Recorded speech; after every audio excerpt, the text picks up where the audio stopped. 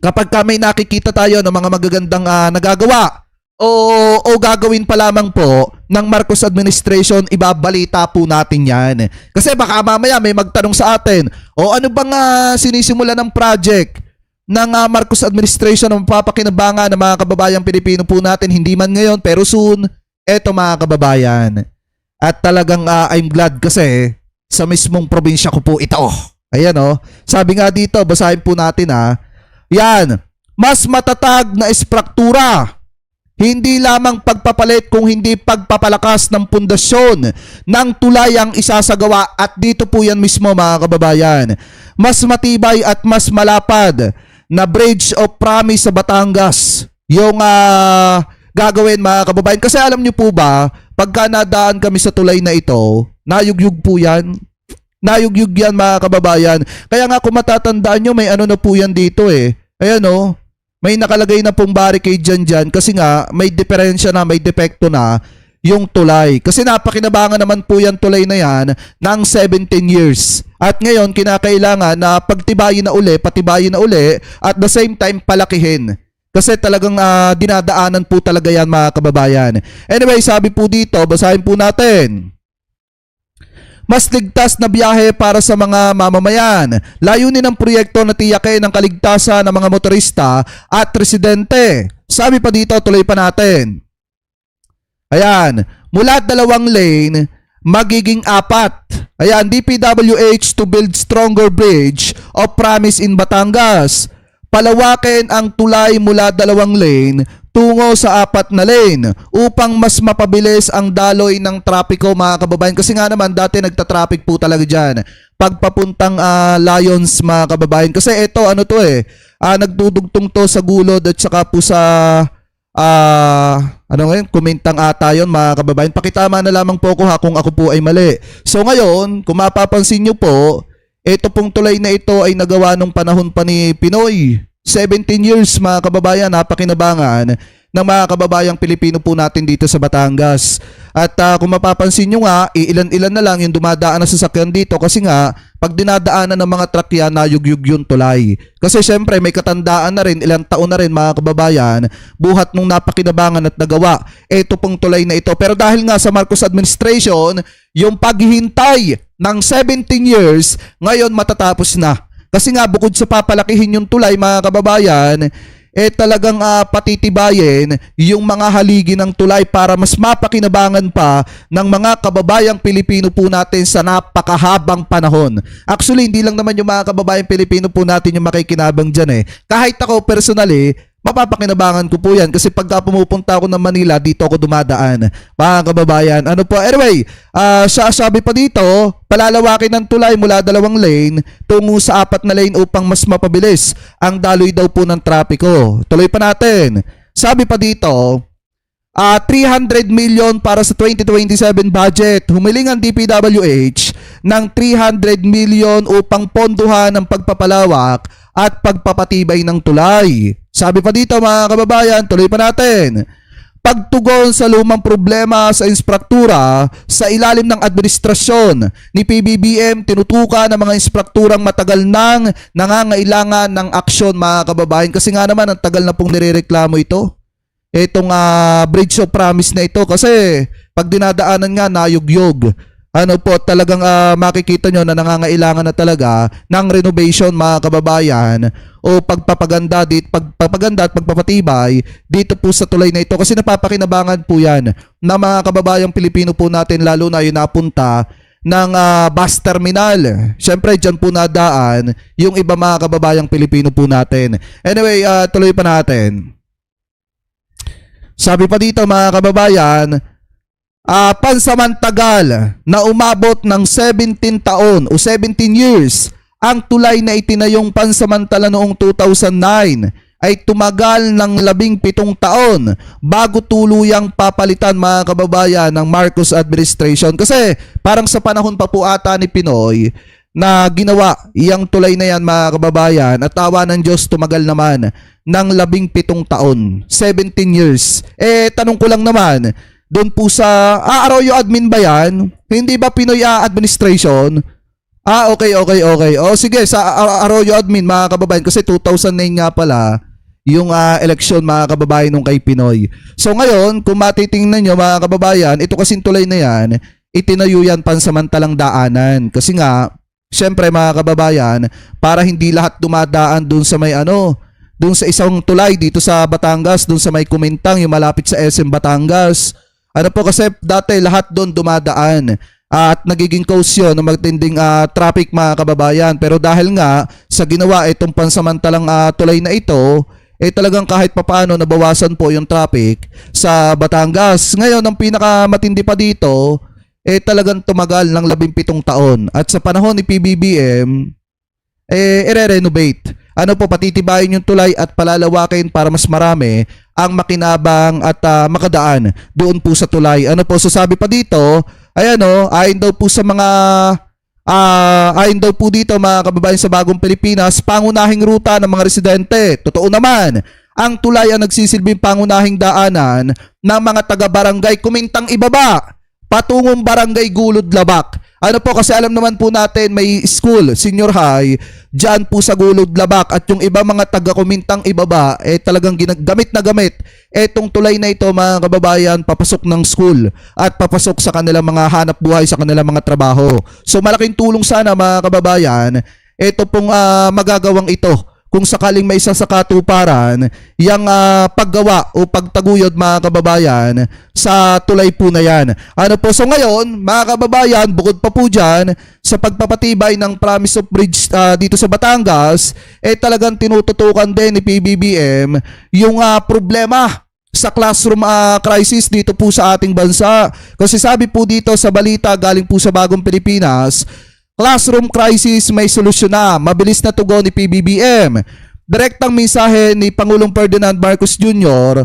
sa MOA o MOA signing ng nationwide classroom building fast track construction mga kababayan ng mga classroom sa Bagong Pilipinas. Ibig sabihin, mabilis na pagpapatayo ng matitibay na paaralan dito po sa ating bansa. Sabi pa dito, pangarap ng kabataan, ang maayos na silid-aralan ay tahimik na bayani ng edukasyon. Distract ang bata, mas maingay, mas masikip, mas mahirap, at mas focus mga kababayan. Classroom backlog, dekadang backlog at dumaraming estudyante ang hamon. 144,758 yung kulang na silid-aralan mga kababayan na hindi po nagawa ni Sara Duterte nung siya ang sekretary ng DepEd. Sabi pa dito, matagal na ang dating proseso, kulang sa lokal na execution mga kababayan, execution power. Kaya kung mapapansin po ninyo, magtataka kayo bakit habang tumatagal yung panahon, lalo na nung si Sara, ang sekretary ng DepEd, dapat marami nang naipatayong eskwelahan, pero wala nangyari.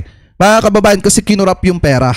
Ngayon sa panahon ni PBBM, mas tinututukan ng Marcos administration yung pagpapatayo ng maraming silid-aralan para matugunan yung problema po natin sa mga classroom, kasi habang tumatagal, dumarami yung mga estudyante. Ano po sabi pa dito, basahin pa natin. Ayan, shared responsibility LGU ex-nation government. Sa MOA, binibigyan ng mas malaking papel ang mga lungsod para pabilisin ang proyekto. Tranche-based fund release, dedicated trust accounts, monthly and quarter reports, DepEd quality validation mga kababayan, yan po yung tinututukan dyan. So ngayon, sabi pa dito, Bagong Pilipinas sa edukasyon. Sa Bagong Pilipinas, ang liderato ay may malasakit at may bilis kumilos para po sa mga bawat batang Pilipino. Kasi naman po talaga ang gusto ng ating mahal na Pangulo, ang tutukan, ang pag-aaral ng mga kababayang Pilipino po nating kabataan. Kasi ang paniniwala ni PBBM, ang kinabukasan ng kabataan, ang mga kabataan ng pag-asa at kinabukasan ng ating bansa. Kaya hindi po talaga pinababayaan ng ating mahal na presidente yung pag-aaral ng ating mga kabataan. So ngayon, bukod pa po dyan, shoutout po kay Mama Neta. Thank you po sa inyong pakape. Sabi po dito, dapat sigurado mag-attend si M. Defensor ng script writing classes. Puro palpak eh, walang dala, kapal ng mukha. Kaya nga po eh.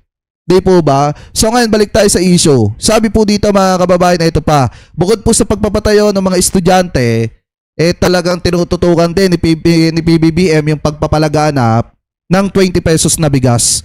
Ano po, biruin nyo, bukod sa pagpapatayo ng mga paaralan para po sa mga estudyante, ito, tinututukan din ng ating mahal na presidente yung pagpapalaganap ng 20 pesos na bigas na pangarap niya noon na nangyari na ngayon. Samantalang yung kay Marcoleta na 2,000 pababa na bil na kuryenteng libre, wala pang ka-action-action si Marcoleta. Tapos nung inaksyonan ni Congressman Sandro Marcos, sasabihin ng mga didiset, ninakaw yung idea ni Marcoleta. Samantalang wala naman talagang pakialam si Marcoleta dun sa isang bagay na naging dahilan para manalo po siya nung 2025 midterm election. So ngayon sabi po dito, basahin po natin. Aclanions, let's go! 20 kilo rice drop. Linabuan Sur, Senior 35 kilo, month secured. Drivers may allocation na din. Thank you PBBM. Yan po yung sabi dito. Tuloy pa natin. Ayan o, 20 na bigas, legit pa. Quality rice, nasa local pa mga kababayan. NFA banga sa direktiba ni PBBM, tulong sa consumer at magsasaka. Salamat PBBM. Yan po yung sabi dito mga kababayan. Kasi nasa akla na yung 20 pesos na bigas. At lumalaganap na. At kahit yung mga jeepney driver o yung mga driver mga kababayan o yung mga senior citizen, nakikinabang na rin po sa pagbili ng 20 pesos na bigas. Sabi pa dito, walang may iwan sa aklan. 20 pesos rice for priority sector. Banga Aklan, senior solo parents, PWD, farmers, panalo sa ilalim ng PBBM directive na pagbentahan ng 20 pesos na bigas. So sabi pa dito, tuloy pa natin. Baka sabihin ng mga DD-shit, walang ginagawa yung gobyerno ni PBBM . Ito pa, ginhawa mode on, benting bigas era, Linabuan Sur, banga, full subsidy ng national government under PBBM. Kaya nakakapagbenta po ng 20 pesos na bigas. Sabi pa dito, Aklan may pagkain na, abot kaya pa. 36 sako under PBBM directive, crisis ready ang gobyerno sa preparedness and priority. Gutom is not an option mga kababayan. So ibig sabihin, pinaghahandaan din ng ating pamahalaan, ng ating gobyerno, yung sakaling kalamidad na mangyayari mga kababayan sa ilang lugar dito po sa ating bansa. Kabilang po dyan ang Aklan, dahil kung matatandaan nyo, nagpadala ng 36 sako ng bigas mga kababayan ang ating mahal na presidente. Para nang sa ganon, matugunan yung crisis mga kababayan na nangyayari sa ating bansa. Pagdating po sa pagkain. Dahil alam nyo naman mga kababayan, kahit nga si Sara Duterte nagrereklamo na marami daw pong nagugutom kahit hindi naman ganun kadami. Gaya nga ng paulit-ulit kong sinabi, magugutom ka kung tamad ka. Pero kung nagtatrabaho ka naman at nagsusumikap ka, mukhang malabo kang magutom. So sabi pa dito, Aklan ramdam ang serbisyo. Launching of 20 pesos project benting bigas. Meron na. NFA Aklan Grain Center, Linabuan Sur, banga Aklan.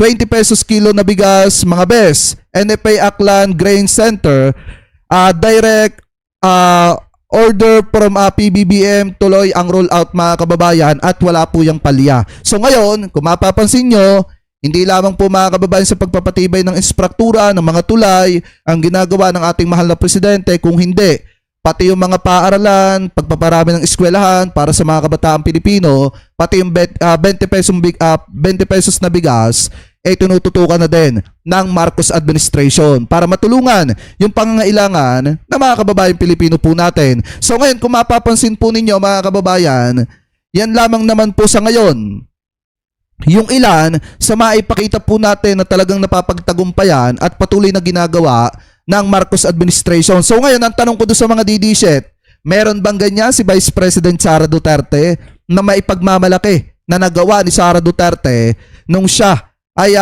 nakaupo bilang Vice Presidente, na masasabi natin na nagawa ba niya yung dating ginagawa ni former VP Lenny na kahit maliit yung budget nakakapagpatayo ng mga eskwelahan. So tanong lang naman, dun sa mga DDZ, sana bago nyo ipagyabang si Sarah, siguraduhin nyo muna na may proyekto yan, baka wala.